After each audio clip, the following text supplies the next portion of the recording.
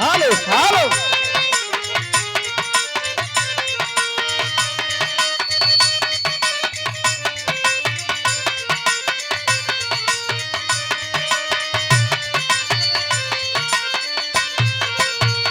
ए पुटरू भैया भाई देखा ई होली की मौसम में एगो तेरी मास्टर नियर लड़का गइल बा जाके बजरंग बली के स्थाने पर कहता बजरंग बली होली में मोर काम कैसे चली होली है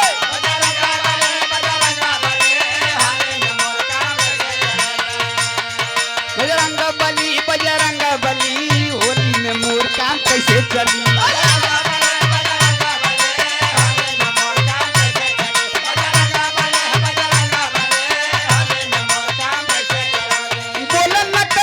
थाला चली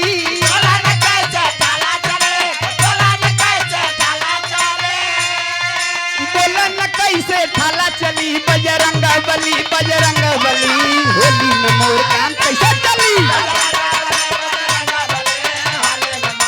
होली है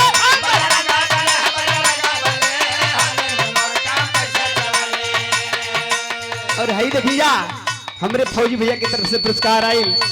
हमारे मिस्त्री चाचा की तरफ से पुरस्कार आई देखा हो तब बहुत बहुत प्रणाम बाप सब लोग के लेकिन का कहे हो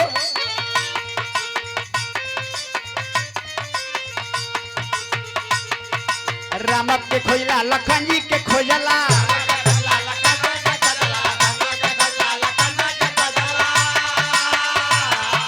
रामक के खोजला लखन जी के खोजला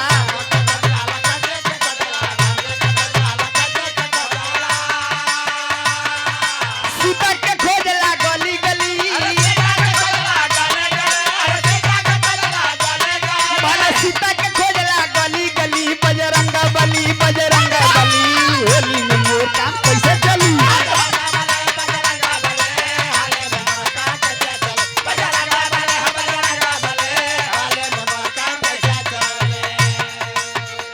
और लइकवा कहता का कहे आगिलिया लंका के जरवला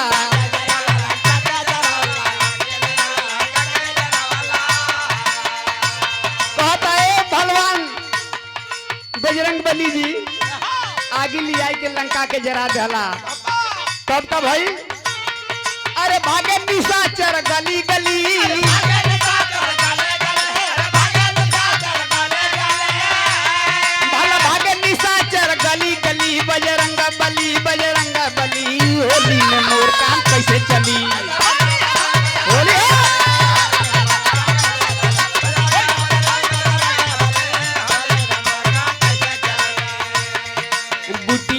लक्ष्मण के जीवला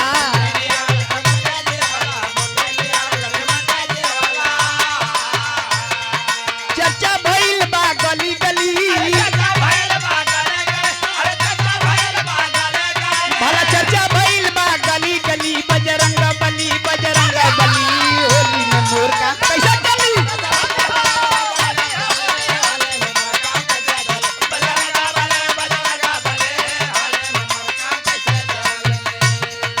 रामा से विभीषण के मिलवला